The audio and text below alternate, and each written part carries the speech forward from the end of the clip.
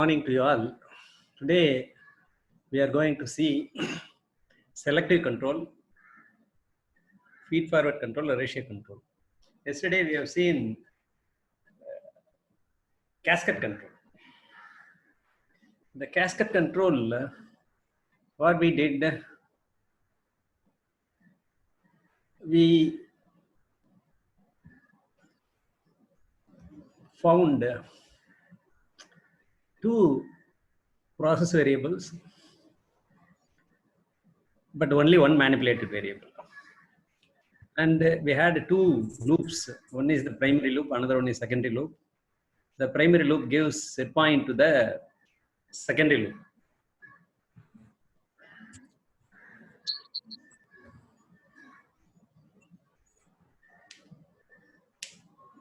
The secondary loop actually manipulate the manipulated variable. Primary loop gives a point to the secondary loop. That way we have seen. Today we are going to see selective control system. In this case, one manipulated variable and several controlled variable contradicting the fundamental requirement, similar to cascade control.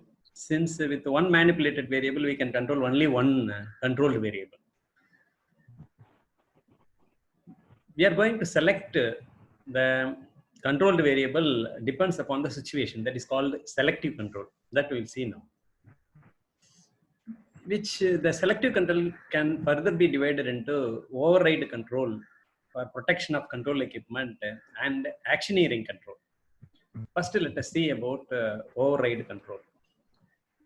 Override control may be very much useful during startup and shutdown.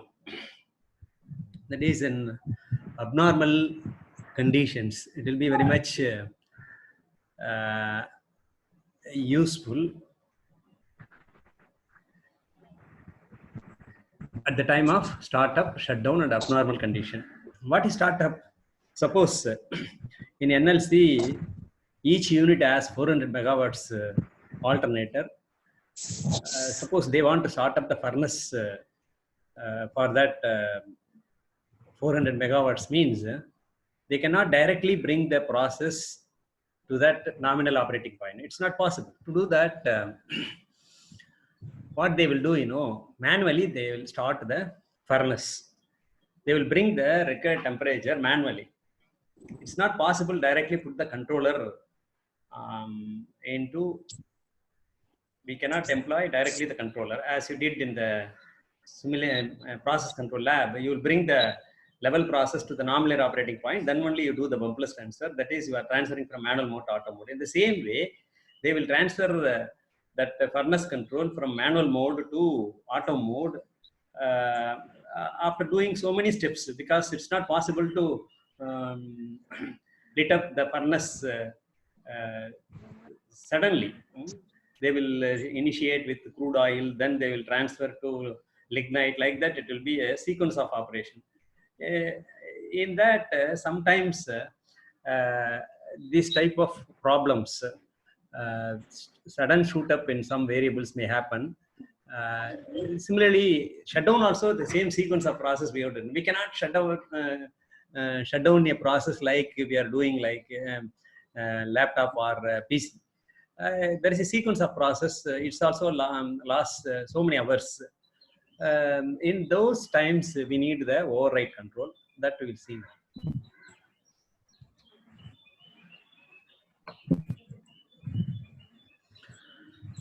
Here, it is a boiler system. In that, the override control is the equipment protection system. In that boiler control, the heating coil is there. Heating coil is there to give heat energy to this water inside the boiler.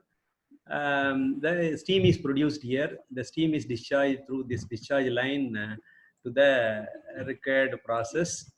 Here, a pressure of the steam has to be maintained wherever we are supplying. That's why a pressure control loop is here. It measures the outlet pressure in that steam. The pressure transmitter is here. The pressure transmitter gives its process value to the pressure controller. We are supplying the set point to this pressure controller. So it regulates. You forget about at present. You forget about this LSS switch, low select switch. Yeah, let us assume that it directly connected to this valve. So it works fine. And this man controls the pressure in the discharge line correctly. But suppose the water level in the boiler falls below dangerous level, then this heating coil will damage the entire boiler. That's why we have to maintain that this level in the tank must be more important than supplying steam to the next process. That's why a level transmitter is here. A level transmitter is here.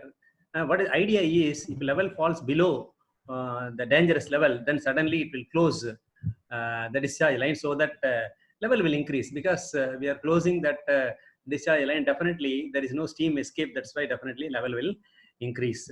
That is the idea. So we have to reduce the steam discharge to increase the level. For that,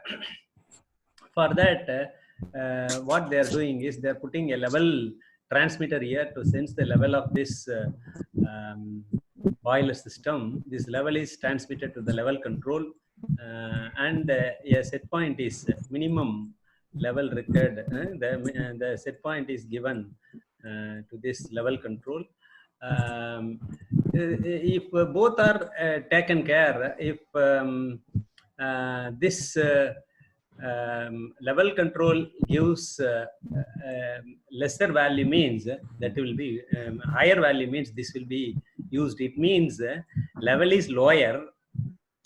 In other words, we can say that low select switch means whether the level is lower or the pressure is lower. Whichever value is lower will be selected. Accordingly, the valve will be adjusted. Let us assume that now the level is sufficient. In that case, this level will have a higher value than the pressure value. Definitely, the switch selects the pressure value, and this acts as a pressure controller. Suppose the level falls below the dangerous level, means this value, the level transmitter transmits the level value, definitely will be less than the pressure in the discharge line. That's why this the low select switch will select that level. Accordingly, this valve will adjust. If the level falls below, definitely this will close further, so that the level will further increase. That is called override control. Which overrides, whichever is lesser value will override the as a process variable. That is the idea behind the boiler protection system. Here another override control. You can see here another override control. Here, this is the compressor. This is the compressor. This supplies gas at a particular pressure to the required process. This compressor is run by a motor. So by adjusting the speed of this motor, we can adjust pressure inside. Here, the high select switch is used instead of, in the previous case, we have seen low select switch. Here, it is going to use the high select switch. Whether the pressure is high or flow is high. If the gas flow rate is higher, means no problem. The pressure is not higher. Pressure is not dangerous level. That's why its regular work is to control the flow rate of this gas at a particular pressure. That is the purpose of this compressor. It will supply at a particular flow rate to the required process. Suppose the pressure increases beyond certain dangerous level. Because of that, the compressor may blast. That's why to avoid that, the pressure is sensed here. If the pressure is higher than the flow transmitter value, then the HSL will send the pressure control output to the valve instead of sending flow control output. So the flow control output will not reach the valve. Not valve here. The we can say that it is a VFD. VFD is here that controls the speed of the motor. Let us assume like that. VFD is given with 4 to 20 milliamps, 420 milliamps by this both controllers. But whichever is higher value, suppose this gives 9 milliamps. Let us assume that this gives 9 milliamps. This gives 7 milliamps. This HSS will select definitely 9 milliamps because the pressure inside the compressor is under dangerous level. That's why accordingly the water speed will be decreased so that the pressure inside the compressor will decrease. Suppose this is 7 milliamps and this is 9 milliamps. Let us assume that in that case this HSL will select this 9 milliamps so that it will regulate the flow rate because the pressure is not at a dangerous level. That is called override control. Once again, let us see how this compressor works. And the compressor, you know that it is a cylinder. It is a cylinder in that gas will be compressed by using a this motor and pump. So it will be continuously pumping gas inside. That's why the pressure will be developed here. This will be supplied to the process through discharge line. This discharge line will supply. Here the flow rate has to be adjusted, depends upon the demand. So the flow rate controller is here. For that flow rate, this is the flow rate sensor, flow rate transmitter, and then it is given to the flow controller. For that flow controller, we will give the set point. We will give the set point. Accordingly, it gives controller output to control this VFD. Let us assume that is VFD. It is VF, variable frequency drive, to adjust the speed of the motor. Another controller is here that measures the pressure sensor here that senses the pressure. Differential DPT is here that senses. That's and a pressure transmitter is here that transmits its signal to the pressure controller. A set point is given to this pressure controller. This pressure controller depends upon the error, it gives its controller output. Here it is designed such a way that if the pressure controller is higher, it means the pressure is more important than functioning. That's why this HSS will select output of the pressure controller so that this VFD will control control the motor for pressure controller. Suppose the pressure controller output is less than the flow control output. Say in our example, let us assume that this is 7 milliamps and this is 9 milliamps means it means that the pressure in safer level. That's why it can be a usual process to control the flow rate. So the purpose here is this is for safety purpose. This loop is for safety purpose. This loop is for normal function. In the previous case, what is normal function? The pressure at the discharge line is normal function. So this is normal function. But we have to safeguard this boiler. If any level falls below dangerous level, it should be safeguarded. That's why a level transmitter here, this loop output will be sent to the valve if level falls below dangerous. For that, LSS is used. So whichever is less, that will be used. If level falls, this is higher priority. That's why this has to be work for safeguarding that boiler. Because without any liquid, if you turn on the heater, that will damage the entire equipment. The third variation is already we have seen in the multi-loop controller. Already we have seen, yesterday we have seen cascade control. Today we have seen override control. Then we are going to see another variation in that multi-loop control is called actioneering control. The actioneering control,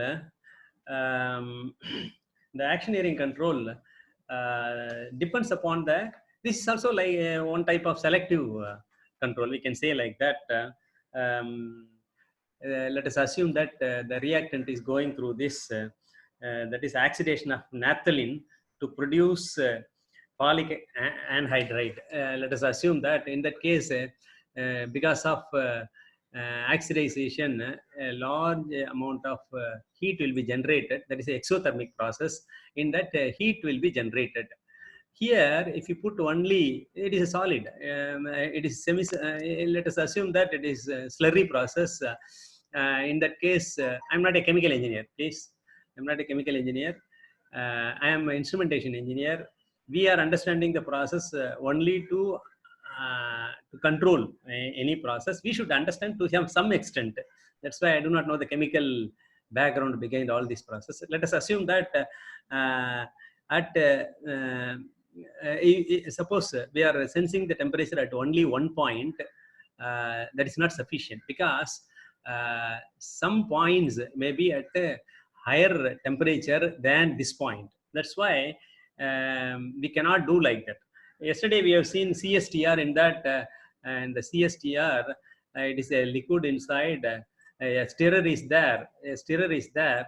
The purpose of stirrer is to make the entire liquid uniform temperature. That's why if you put only one transmitter here, only one temperature transmitter here, only one temperature transmitter here, that is sufficient. Suppose instead of this liquid, this entire container consists of slurry. Already yesterday we have seen that one example.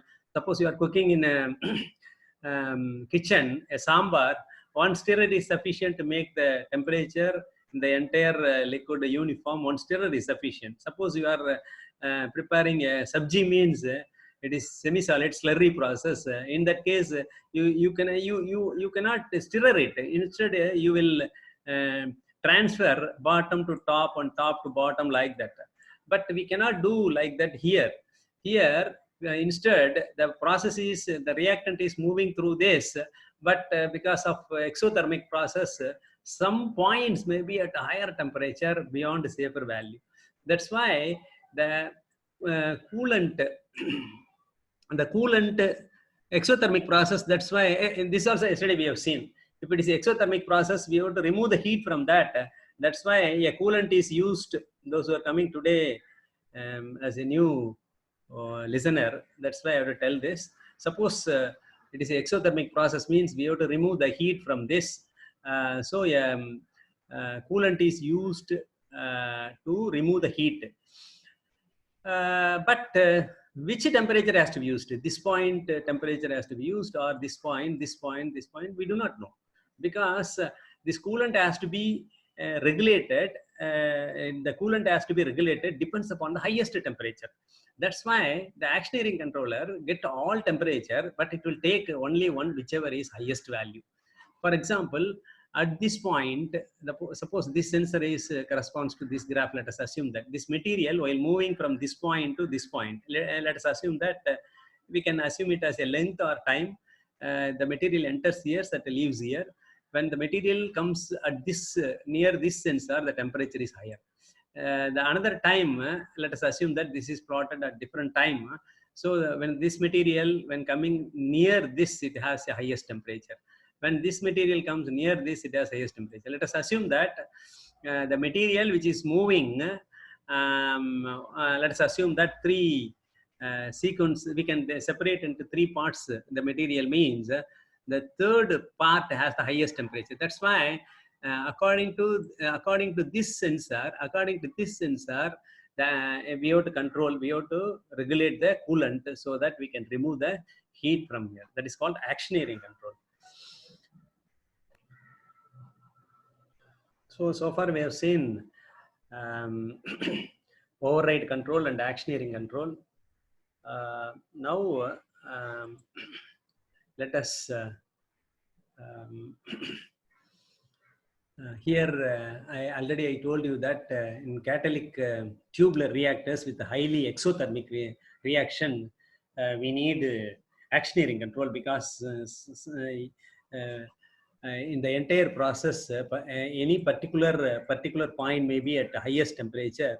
we should control this coolant flow rate according to the highest temperature.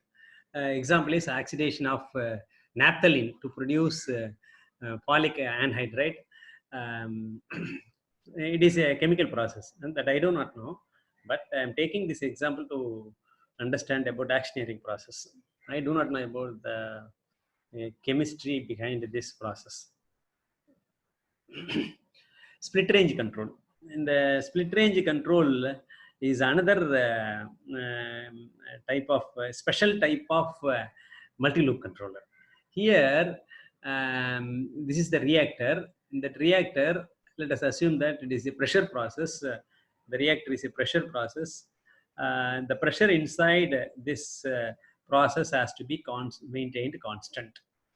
For that, let us assume that the pressure goes on increases. What you can do is you open this valve.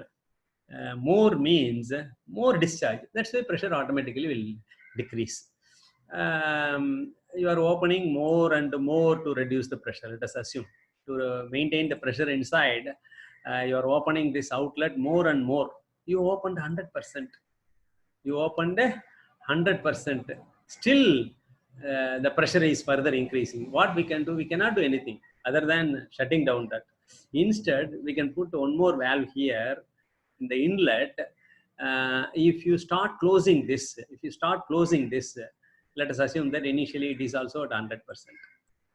Here, nominal opening of this valve is 100%. Nominal opening of this valve also 100%. Let us assume that. Suppose this reactor pressure is maintained at the nominal operating point, means this V2 will be completely open. Completely open, and this also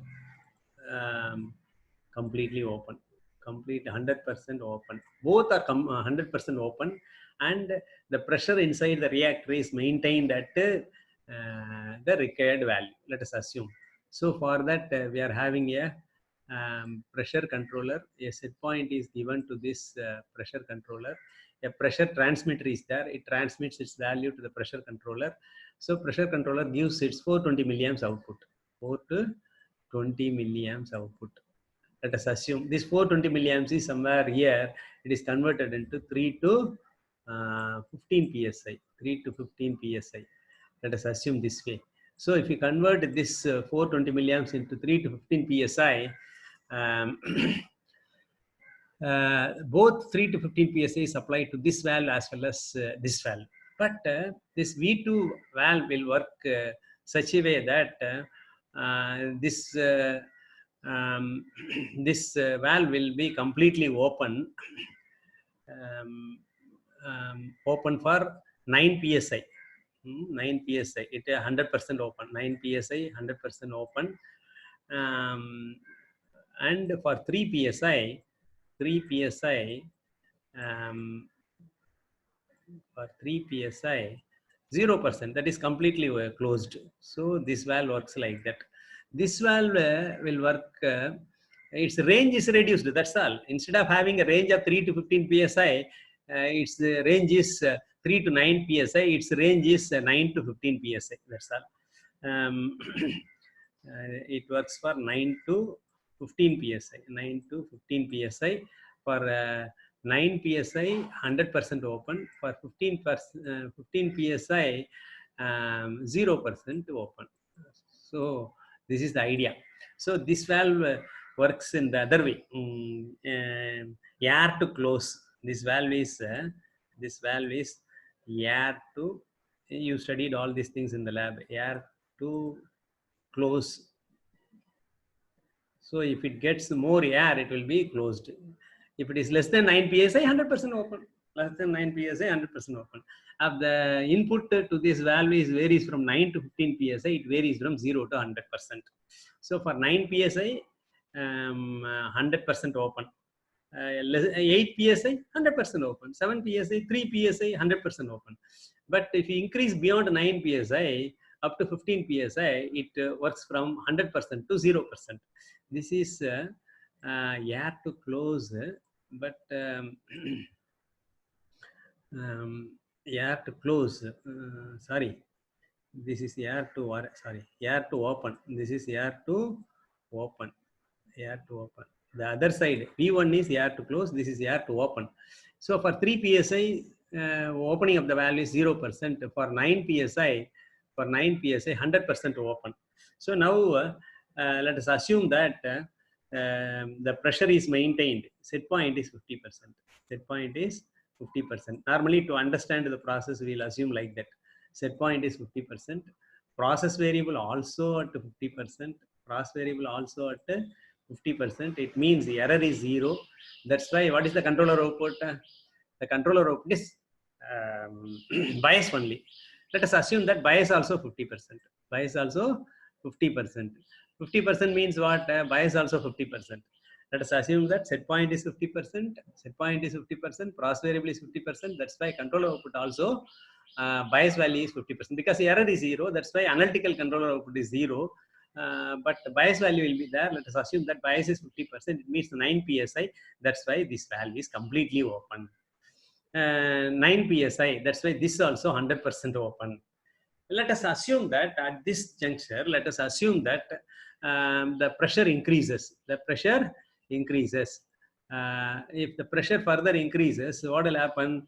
You have to discharge more. It's not possible because already the valve is 100% open. That's why this valve starts closing. Because the control output now becomes 10 psi. 10 psi because pressure inside increases. That's why the control output increases. That's why this valve starts closing so that the reactant is not entering into the reactor. That's why pressure will come out. Let us assume the other way. Suppose let us assume that the pressure decreases. Then what will happen? The control output will decrease. It decreases below 9 psi. That's why this for 9 psi 100% open. Now it decreases below 9 psi. That's why it becomes 80% open. 80%. Let us assume it is 80% open. Therefore, the pressure will regain to original value. This is called a split range control. Here, this is the valve opening is mentioned here. Here, the amount of PSI is applied to these two valves, and the y-axis is opening. For 9 PSI, both valves are 100% open. The V1 valve, the inlet side valve will varies from 9 PSI to 15 PSI, from 100% to 0%. The outlet valve is will be completely closed for 3 psi. For 9 psi, completely open. If you increase further, it will remain open. That's all. That's why the valve characteristics like this for outlet valve. For inlet valve, the valve characteristics below 9 psi, it remains open. If it increases, it starts closing. Therefore, this is the characteristics of V1. This is control valve characteristics for V1 and V2. Here, how the valves are opening, that is mentioned in through table also. Here for 3 psi, valve V1 is open, completely open. V2 is completely closed. For 9 psi, V1 is completely open. V2 also complete 100% open. For 15 psi, V1 is 0% opening. That is completely closed. V2 is completely open. Like that. These two are split range valve. This split range valve is available in our lab. You can see that the same arrangement is there in our lab. You can notice.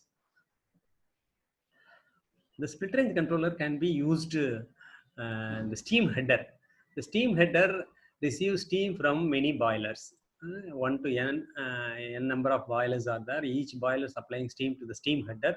Steam header supplies steam to the various process units like pneumatic supply. Like that, the steam is supplied to various units. Here, the pressure transmitter is used here because at a particular pressure it has to supply. So pressure transmitter is here. Pressure transmitter is senses this, and it is given to the pressure controller.